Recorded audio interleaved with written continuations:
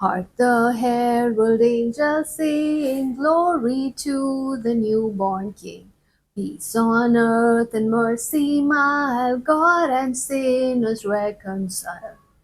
Oh, come, let us adore him. Oh, come, let us adore him. Oh, come, let us adore him, Christ the Lord. Hallelujah. This is Christmas time. We are celebrating Jesus now and always. Let me tell you how we used to celebrate Christmas when I was a child. Our whole month was all about Christmas. All of December was all about Christmas. From the 1st of December, I remember my grandparents would sing carols every day. I remember each morning climbing into their bed to sing along with them. We had carol singing groups from the church come home late at night or even like early in the morning on some day. And grandpa had would get all these cakes made with his secret recipe, Christmas cakes, and either dad or grandpa, one of them, would dress up as Santa Claus, I think on Christmas Eve, and would bring us so many gifts. Oh my god, such fond memories. But can I tell you that I used to celebrate Christmas at that time more out of tradition and less out of a knowledge of why Jesus came. And I want to speak today about why Jesus came and how we can celebrate Christmas. The first thing is that Jesus came with a purpose. We are celebrating his coming in this season. So we must know that he came with a purpose because everything that he did in life was for a purpose. His entire life was purpose oriented. When we talk about his coming, he said, we remember his coming at Christmas. But can I tell you that at the Last Supper, when he was with his disciples, he gave them bread and he gave them juice and he said, "Do this in remembrance of me." It's funny how he said, "Do this to remember me," and he didn't say, "Remember me by celebrating my birth." And he, in fact, said, "Remember me by remembering my death, by remembering my sacrifice." How odd. The reason for that is because his purpose for being born into this world was to die. He came to die, the only baby that came to die in this world. Because of his death, you and I can have eternal life today. So he was so focused on why he came that he said, "When you want to remember me, remember my sacrifice, remember that I gave my life for you." How many times do we take communion to remember Jesus? Around this time, we get so excited about celebrating with other people that Jesus has come. And even the nativity scenes, they all show you a baby in a manger with Joseph and Mary and maybe a few animals by the side. And that's the image of Christmas that we have. You'll see it on Christmas cards and you'll see it maybe as decorations in a church. But again, Jesus came with a purpose. He was not just here so that we could remember how he was born. Do we not remember that the little baby Jesus grew up? He reached adulthood, not just in the flesh, but also spiritually. He became mature and he fulfilled his purpose, which is that he died and then he was resurrected. So he made a way for us to be reconciled with the Father. So we must remember that about Jesus. It's great to remember his birth, but also let's move on from there and remember why he came and the fact that he had an assignment. He was so focused on his assignment, he wanted us to remember it. And as we remember that, we have access to blessings, we have access to God because Jesus came. So we must celebrate Christmas with the knowledge of that.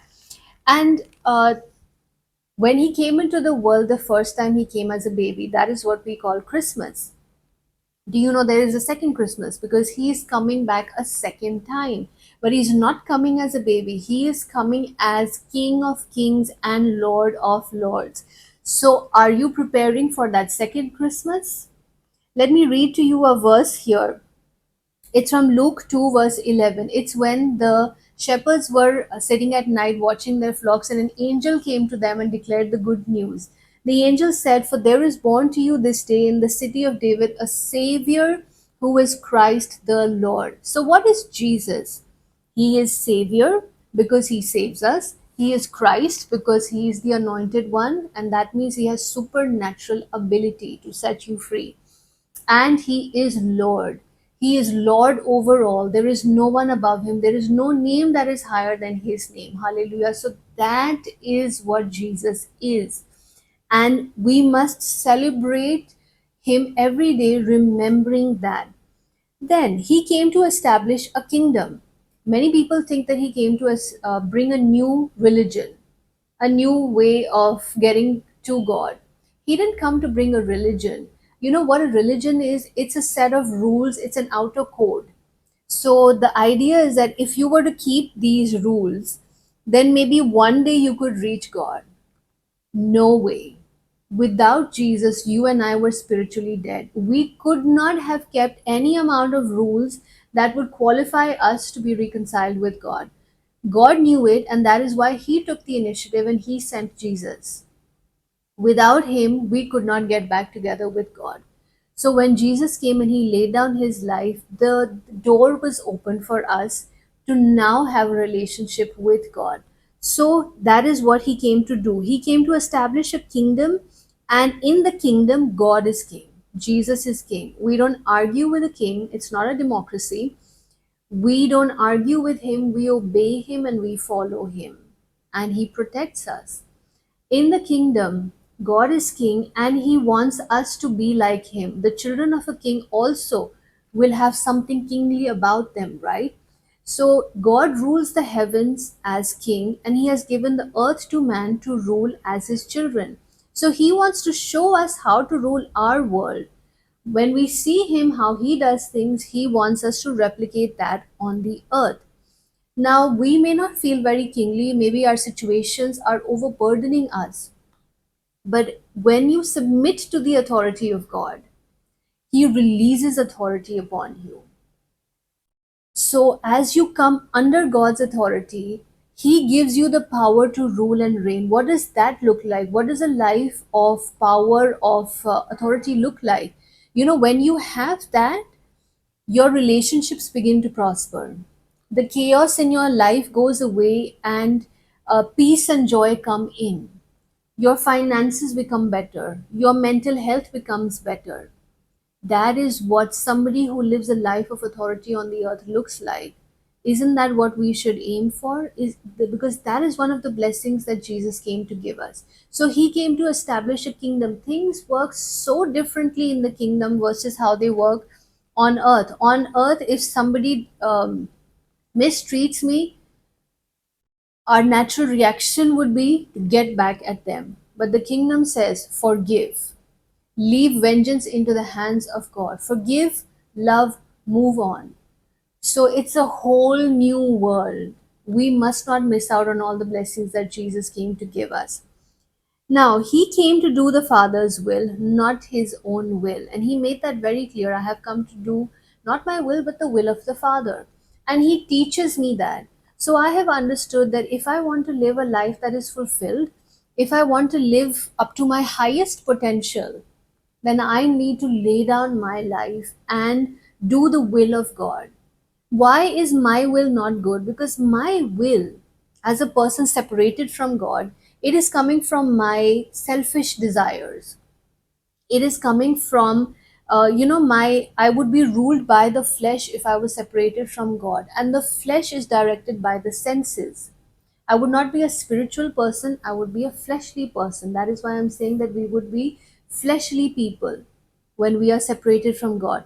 So, if we are fleshly people, we have corrupted desires, and therefore we do things out of our selfish motives. But when we accept Jesus into our lives, we go from being just fleshly earthlings to being spiritual people. And then God gives us His desires, His plans for our life, and they are based on His knowledge of what He has put inside of me. What can Candy really do?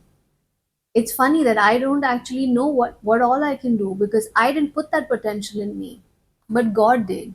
So if I live my life according to His plans, I can go further. I can go higher than wherever I could have gone in my own strength. So I lay down my life to then do the will of God. Anytime that man has tried to do his own will, which has been out of his desires, which are contrary to God, it has always landed him into trouble. Can we take the first man mentioned in the Bible, Adam? He was told not to eat from a fruit, from a tree, but he said, I'm going to. You know the whole story. And what happened?